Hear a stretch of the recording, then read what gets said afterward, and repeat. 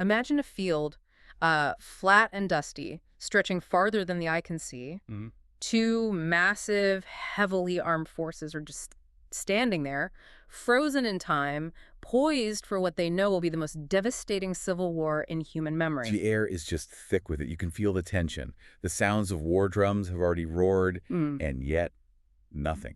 Nothing moves. It's the climax of, centuries of history, of injustice, of political maneuvering rooted so deeply in a family rivalry. And then right at that moment, the very second the war is supposed to begin, the momentum of that inevitable catastrophe is just halted. By a single conversation. A single powerful conversation. And that conversation is the Bhagavad Gita. Today, we are undertaking a serious deep dive into the absolute foundation of this text. We're going right to the beginning. We're exploring the first movements of this incredible dialogue, which is Chapter 1, Arjuna Vyada Yoga, or the Yoga of Dejection. And to do this, we're really leaning on some rich commentary and analysis of the original Sanskrit versus the shlokas. Right, because we want to understand not just the physical setting of Kurukshetra, but the profound psychological and moral crisis that had to happen before the path of true selfless duty could even begin to be discussed. That's exactly it. We are diving into the Gita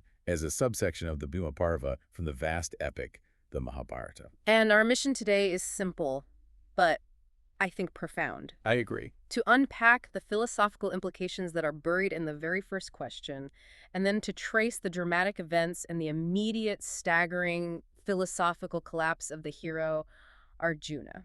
And, it all starts not with the warriors on the field, which is what you'd expect. No, it starts with the blind king, Dhritarashtra, sitting way back in his palace in Hastinapura. He can't see the battle, but through this divine vision granted by the sage Vyasa to his minister Sanjaya, he can hear every single detail. And he opens the entire Gita with a question we find in the very first shloka. That opening verse, 1.1, it just sets the entire spiritual and geographical framework for everything that follows. Dhritarashtra asks Sanjaya, Harmakovar kurukotre, samaveta yutsava, mamakavashkaivanim akrabata sanjaya. which translates to, O Sanjaya, assembled on the holy field of Kurukshetra, eager to fight, what did my sons and the sons of Puru do? So what's fascinating here is that the physical location, Kurukshetra, which is the ancestral land of the Kurus, is immediately, right in that first line, overlaid with a spiritual designation. Dharmaksheta. Dharmaksheta, the field of righteousness. The text is telling us from the jump, this is not just a war over territory.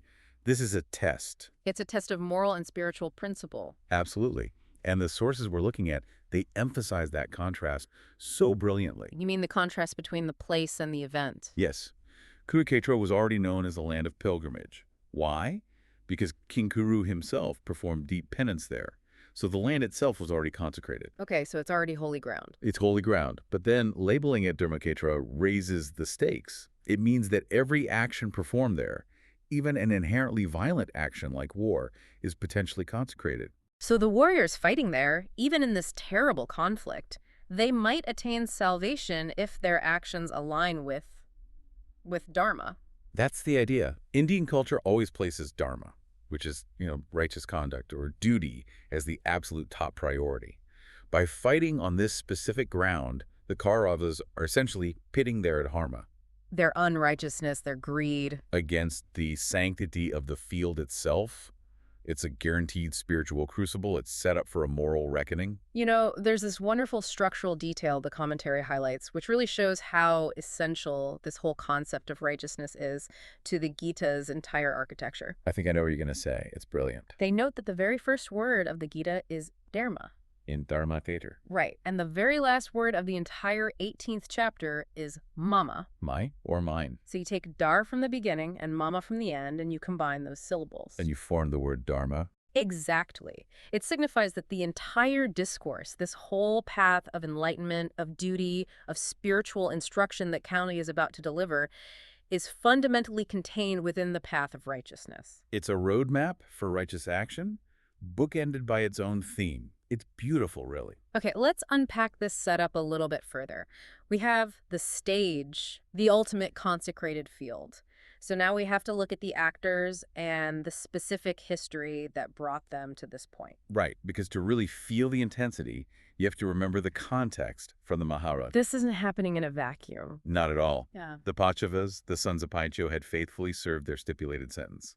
12 years of exile and then 1 year of incognito residence after losing their kingdom in a completely rigged dice game. They held up their side of the bargain perfectly. When they finally returned to demand their half of the kingdom back, which was their birthright, Duryodhana, the eldest of the Kauravas, famously refused. Right, this is the famous line. He refused to give them even as much land as could be covered by the point of a needle. I mean, after all the efforts at conciliation failed, including the intervention of Kanauj himself, war became truly, finally, inevitable.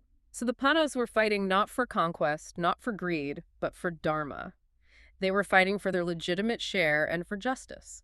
But here's where the blind king, Dutharata's personal failing, immediately colors the whole picture. Let's look again at his choice of words in that opening shloka. He refers to his own side as mamako. My sons, or mine. But the opposing side, the righteous side, is simply Pandavo. The sons of Pen. He immediately draws this sharp line of distinction.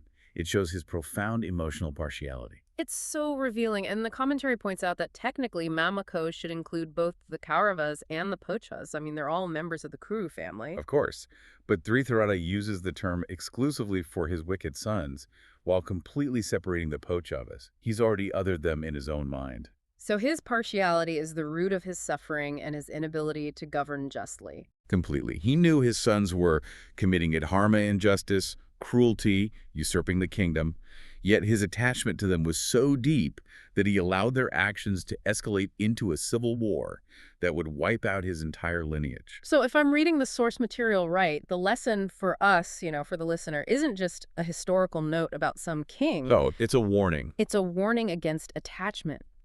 This partiality, even in our own modern lives, whether we're partial to our own family members, our company, our political party, our religious group, is shown as the very thing that breeds conflict instead of goodwill. That's precisely the universal application. Attachment, when it's divorced from Dharma, it just blinds your judgment. Traitabhara's attachment to his son's physical forms and their lineage was stronger than his adherence to justice. He was tortured by the fear of family destruction precisely because he failed to be impartial when it mattered most. And that opening question, Kim Akarvata, what did they do? It shows that even after all the injustice, he still harbors this secret hope.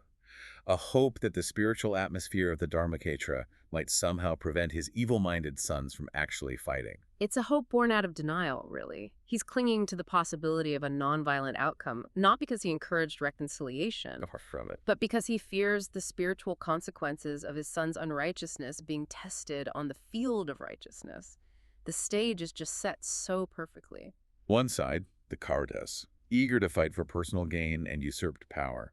The other, the Pandavas, compelled to fight for justice and their legitimate duty. The contrast could not be starker. And it's so crucial to remember that the Pandavas sought only conciliation. They exhausted every possible means short of war. The war became the only route left for the maintenance of Dharma. Okay, so as Sanyaya begins to answer, the first person we actually focus on is not the hero, Arjuna, but the villain, Duryodhana. Yes, and this is where it gets really interesting, because the text immediately reveals Duryodhana's inner psychological state. Right away. In Shloka 1.2, Duryodhana is described as seeing the Pandava army arrayed properly, and he's immediately characterized as horror-struck. Horror-struck. That is a critical detail.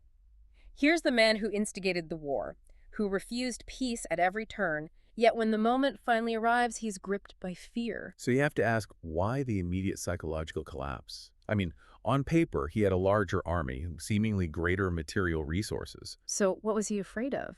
The commentary provides a really profound insight here. It says that real power is not based on perishable riches or the size of your army. Okay. Real power is based on righteousness and justice. And because Duryodhana's heart is full of unrighteousness, injustice, and ill feelings toward his own kinsmen, he's hollow from within. His foundation is sin. His foundation is sin, which weakens real power, and that makes him inherently fearful. That's a phenomenal detail because it instantly contrasts him with the Pandavas, who, despite their smaller numbers, have this fearlessness that comes from depending on justice and, well, on Kun. Exactly. Yeah. So Duryodhana, feeling this inner hollowness, he immediately acts defensively. He approaches his preceptor, Drokarya. And he approaches Droda for a mix of reasons, right? It's not just one thing. No, it's complex. There's genuine duty as a chief warrior, there's filial respect for his teacher, but most importantly, it's self-interest. What's the self-interest? He wants to arouse ill will in Droda's heart against the Pandavas and make sure his loyalty remains absolute. He needs Droda fired up. And he executes this perfectly through some very subtle flattery and calculated instigation. He starts by addressing Droda as Karya, as master. Right, and then he points out the page of a general, Droda Jumna, in Shloka 1.3. He says, Peshayate petuputrem akarya mahatikamum, yisha drupada putren tavashyat. Behold, O master, this mighty army of the sons of Pa, arrayed for battle by your talented pupil, Krutadumna, the son of Drupada. And the hidden trick, the masterful stroke of psychological warfare, lies in that one phrase, Drupada Puja, Son of Drupada. son of Drupada. Okay, let's pause there and elaborate on that history, because it's vital to understanding the tension. Why is Drupada's son so offensive to Druta? Well, Drukarya and Drupada, the king of Panchala, were actually childhood friends, but their friendship turned into this bitter enmity. What happened? Druta, in a moment of arrogance, kind of insulted Drupada by claiming his kingdom. So Drupada, consumed by revenge, performed a holy sacrifice for a very specific purpose. I get a son. To produce a son, Dredumna, who would kill Drukarya, and a daughter, Draupadi. So Drutdumna, even though he was trained by Druta, was literally born for the singular purpose of his master's destruction. Exactly, and Durikata weaponizes this fact. By reminding Druta of Drupadaputra, he hopes to incite Drota's deep-seated enmity and fear. To make sure he fights with all his might. To make sure he fights to defeat his former pupil and fulfill his duty to the Kauravas.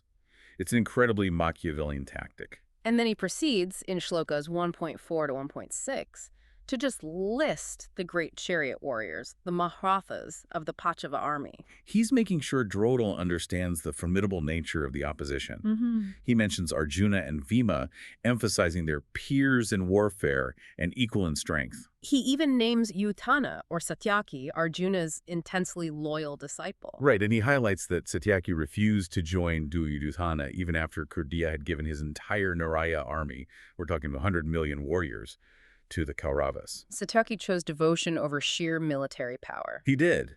And Duryodhana also intentionally names Virat early, before Drupada. He knew Jodha had no personal beef with Viraya. So by inserting Viraya, he's trying to make his list seem like a general military appraisal, trying to disguise the deliberate instigation against Drona. It's all a performance. The whole list, Thrakitu, Chekitana, Purajit, Kuntapoja, Shibya, it's a military census designed to impress and intimidate.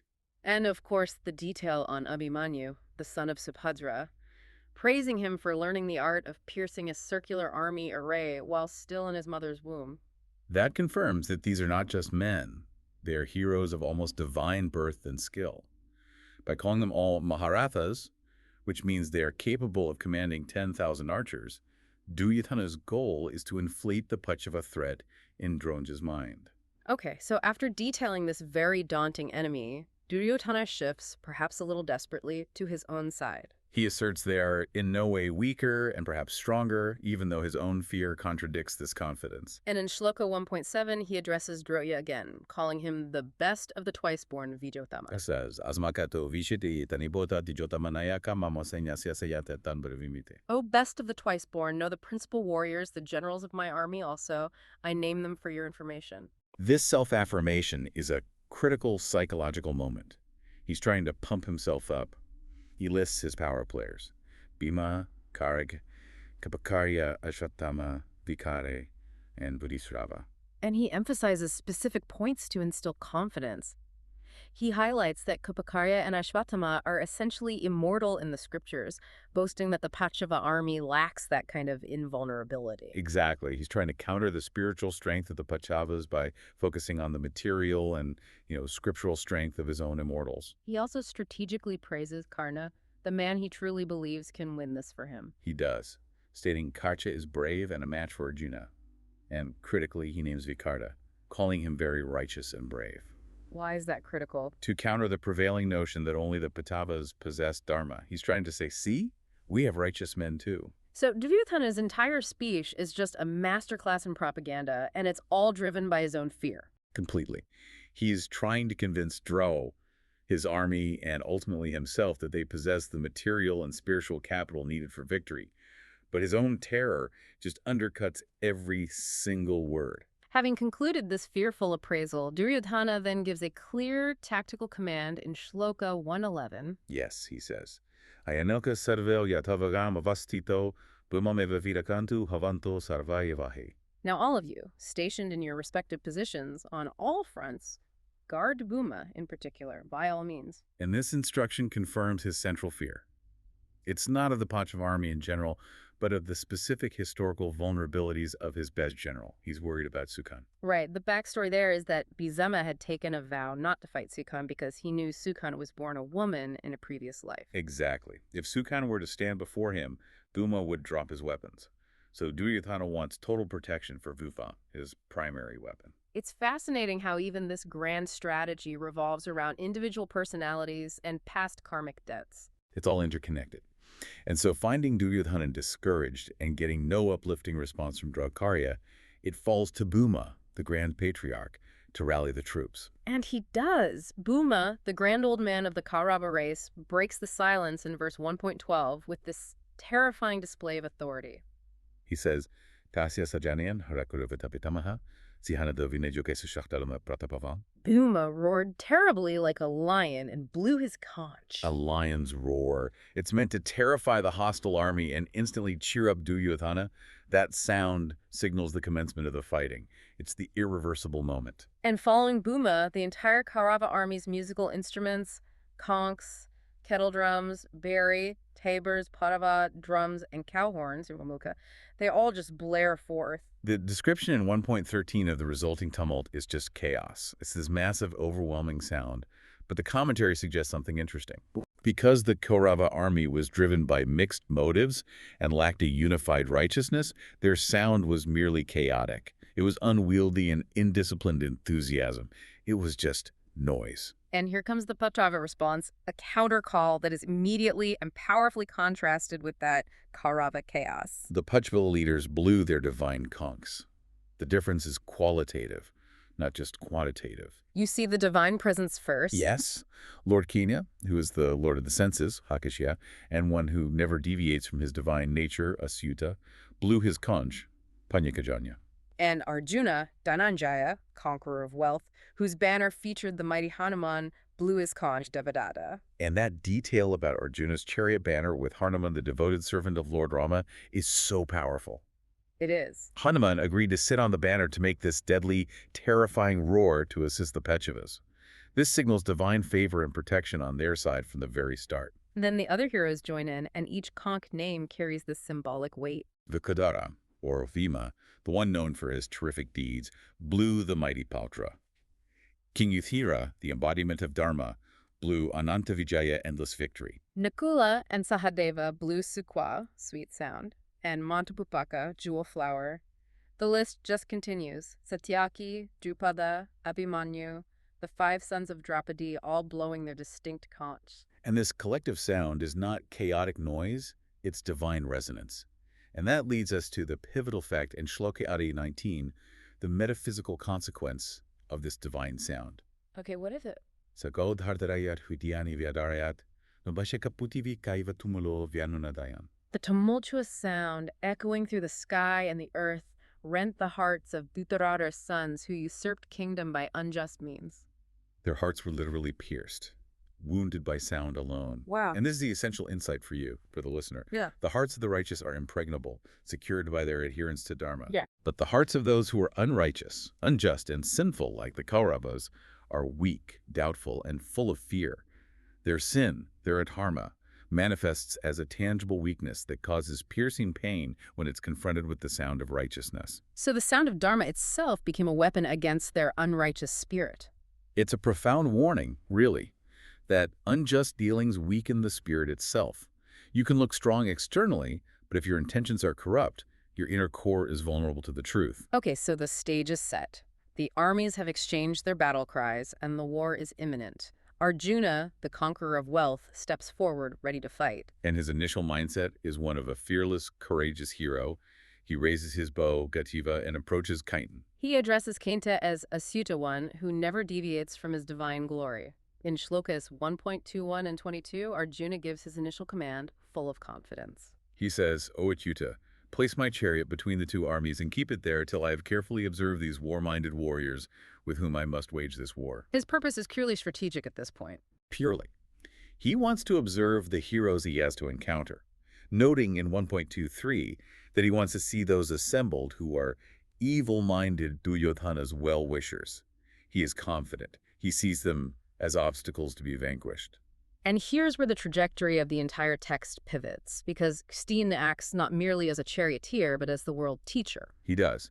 Ketna places the chariot directly in the middle, in front of Vina, Drodha, and all the kings. And then, intentionally, he directs Arjuna in 1.25.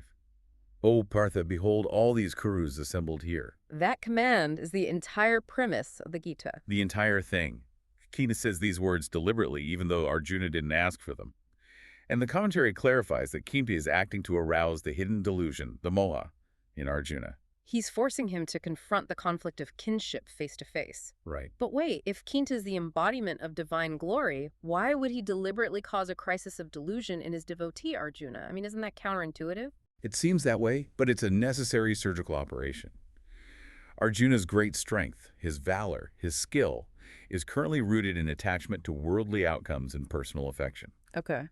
Before Kyuti can deliver the higher spiritual teaching, the path of detached duty, or karma yoga, that diseased part, the attachment to mine and theirs, it has to be cut out.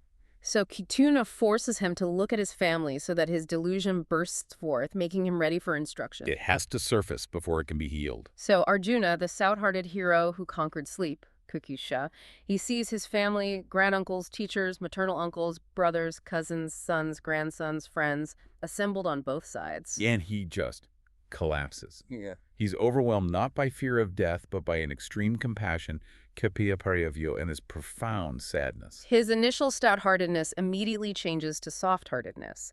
His manliness collapses into effeminacy, all due to this sudden rush of moha. Infatuation and delusion, born from confusing familial love with his actual duty. And he begins to describe this total physical and mental breakdown, detailed so vividly in Shlokas 1.28 to 130. He tells Kun, O Kanta, at the sight of these kinsmen thus arrayed here, eager for war, my limbs give way, my mouth is parched, my body quivers, and my hair stands on end. the bow, gacha, slips from my hand, my skin burns all over, my mind is reeling, and I am not able even to stand. Those physical symptoms, the shaking, the burning skin, the famous bow gachas slipping from his hand, they are all external manifestations of his internal dilemma, his vyada, his dejection. The physical signs are interpreted as inauspicious omens. But the real inauspiciousness is the corrosion of his spirit by attachment. And this leads to his final premise for refusal in 1.31. Nakasareyo nupashami hatvasvajanam have. I do not see any good in killing my kith and kin in battle. He sees only sin accruing to himself. This is a crucial distinction that the rest of the Gacha is going to have to address. It is. When we love our family, we ignore their faults, and our feeling of mindness makes us negligent of our duty. The sources contrast this family love, which is associated with delusion and darkness, with the love for God, where there is light and where duty and righteousness take precedence over personal affection. So Arjuna is mistaking emotional attachment for a higher moral code. He is. And now, fueled by this delusion, he lays out this extensive, sophisticated philosophical case for why he must choose nonviolence and retreat. He starts immediately by rejecting any kind of worldly gain. He dismisses the entire point of the war in Shloka 1.32. He says, Nakukka vijana korenyo sukanika kinatrajina govinda keloker chivitanava. O cause I covet not victory, nor kingdom, nor pleasure. O Govinda, of what use to us is kingdom, or luxuries, or even life. This sounds incredibly renounced, doesn't it? Almost saintly. It does. He points out that the entire goal of the war, to gain a kingdom, is predicated on the existence of the very people he would have to kill. His teachers, uncles, sons, friends. If they're all killed, for whom should he desire a kingdom? On the surface, it seems moral. Very moral. But the commentary cuts through this very quickly. How so? Arjuna's rejection of gain is self-serving. It's rooted in fear and attachment, not true detachment. If he had genuinely rejected the kingdom earlier, before the war was inevitable, then he would have been a true renunciate. But rejecting it only when the price is the blood of his family. Is merely an escape from duty, an escape from dharma. This comes into sharp relief when he discusses the Kauravas' criminality.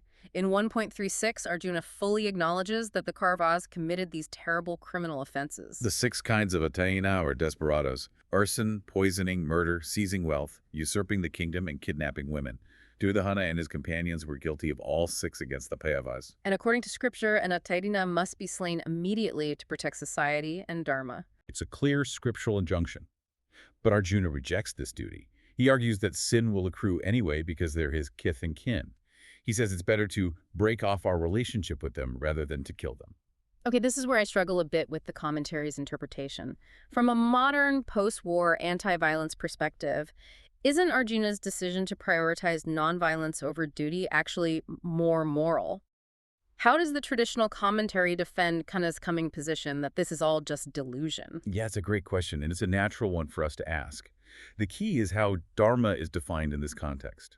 Arjuna's duty is defined by his station, his varta, as a kshatriya, a warrior and a ruler. So his job is to protect people. The kshatriya's primary duty is to protect the innocent and maintain dharma in society, even if that requires administering justice, which sometimes means violence against aggressors. So he's not just a person, he's a general. He's a general whose specific, immediate duty is to fight aggressors and reclaim the rightful kingdom. By choosing non-resistance and retreat, he is choosing personal peace over the maintenance of social order and justice. That is the confusion of attachment for duty. Okay, so then his most powerful arguments, the ones that really resonate with social responsibility, revolve around the destruction of the family, the Kulakaya. This argument details a terrifying cascade of social decay if the war proceeds. And this sequence from 1.40 through 1.44 is just structurally brilliant. It lays out the worst fears of the ancient Indian social order. The first domino to fall, in 1.40, is the destruction of tradition. Kulakaya prashyanti kuladharma sanatana dharmanante kulakatsana madharmo bhihavati.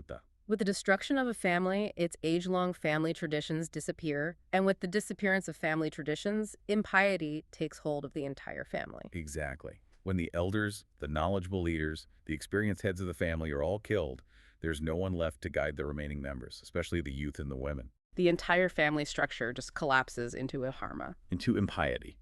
And this impiety leads directly to the second stage in verse 41, the corruption of women. Which in turn leads to the intermixture of castes, or Vartasakara. The creation of Varsakara hybrid, or undesirable offspring lacking decorum and rectitude, was seen as a profound social catastrophe in that era. Why was it considered so catastrophic? The sources emphasize that the maintenance of social order, the Varshama Dharma, depends heavily on the Kshatriya class. If the warriors are annihilated, society loses its backbone of protection and justice, leading to chaos and the breakdown of all boundaries. So Arjuna, as a Kshatriya, is arguing against his own duty by claiming that fighting will cause the very disorder he's meant to prevent. It's a paradox born of his delusion. And this social decay has implications that reach far beyond the living. It impacts the ancestors themselves. This detail is often overlooked by modern readers. It's the third and most devastating consequence. In verses 42 and 44, he explains that the manes, the ancestors of the race, are dependent on their descendants performing specific rites. Specifically, the offerings of rice ball and water, the Pitodakakri. If the race is destroyed, the rites stop. And you have to understand the weight of that ritual. Why is it so devastating if it stops? That's what I was going to ask. In that tradition, these rites are essential for the spiritual welfare of the deceased.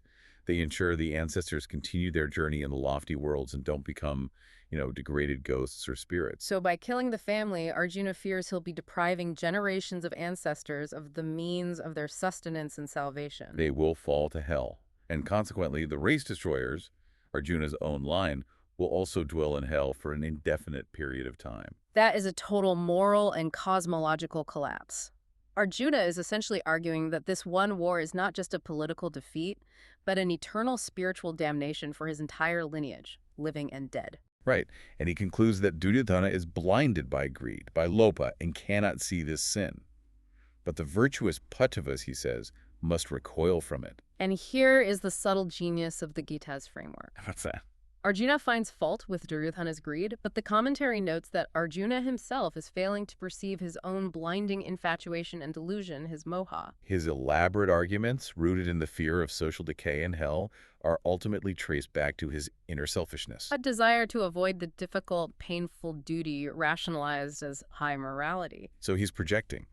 He attributes the blindness to the enemy while being equally blind to his own duty because of his attachment. All evils, the sources suggest, persist under the canopy of pride and self-righteousness, even when that self-righteousness is masked as compassion. Okay, so having built this massive case against fighting, Arjuna offers a confession in Shloka 1.5.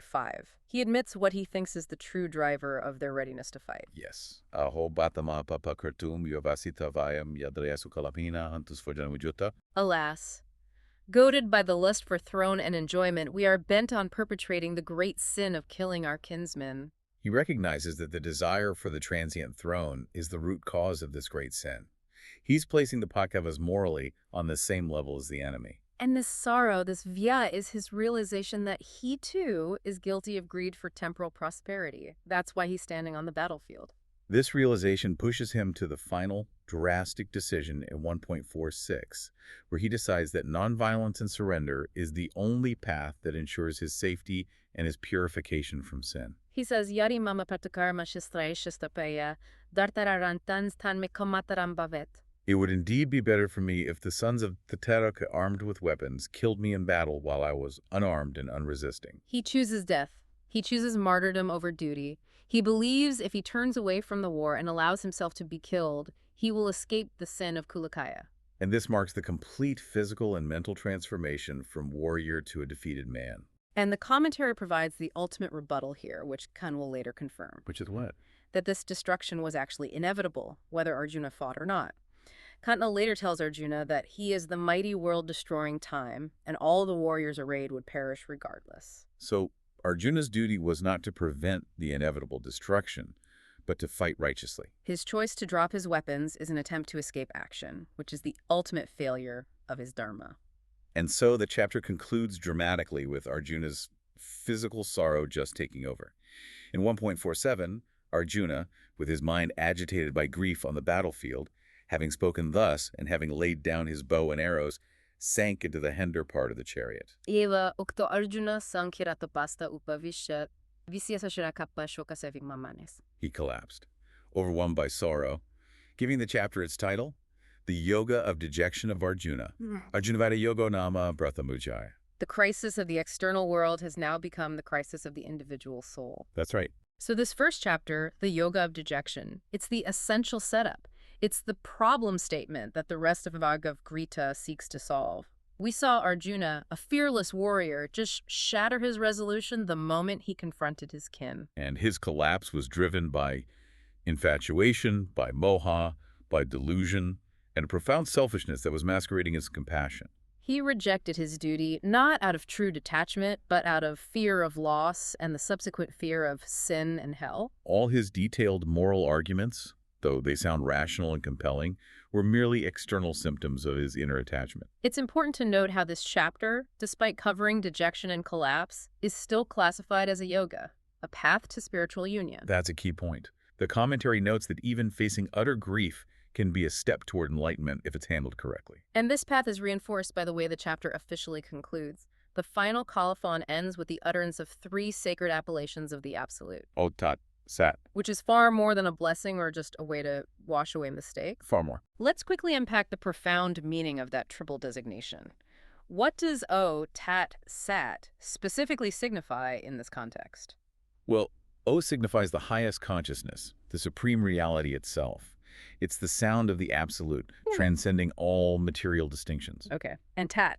Tat means that. It refers to the impersonal, unmanifest, transcendental aspect of reality. And Sat? And Sat means existence or goodness. It refers to the aspect of reality that manifests as truth and enduring permanence. So, by invoking O, Tat, Sat, the Gita is immediately reminding the reader, and Arjuna, that even amidst the physical collapse and the confusion of war, there is a higher, non-material spiritual reality. Exactly. This triple designation is used to break off our relationship with the material world and direct creatures toward God and spirituality. The lesson starts with the failure. Arjuna, a hero capable of conquering the three worlds, had his stout-heartedness turn to softness when his heart was ruled by attachment and delusion rather than clear-eyed duty. We've seen external chaos brewing, but the greatest threat began the moment Arjuna's inner sense of duty was blurred by selfish affection for mine. This raises an important question for you, for the listener, as you prepare to move into the actual teachings of Kale in the subsequent chapters. Arjuna was confusing attachment, his emotional desire to avoid pain for true moral duty, and the result was total paralysis. So the question is, where in your own life might you be seeing external chaos or facing a difficult duty and confusing a strong emotional attachment to people or outcomes or your own comfort with the clear-eyed, righteous performance of your actual duty? That confusion, the yoga of dejection, is the necessary beginning of the path to enlightened action.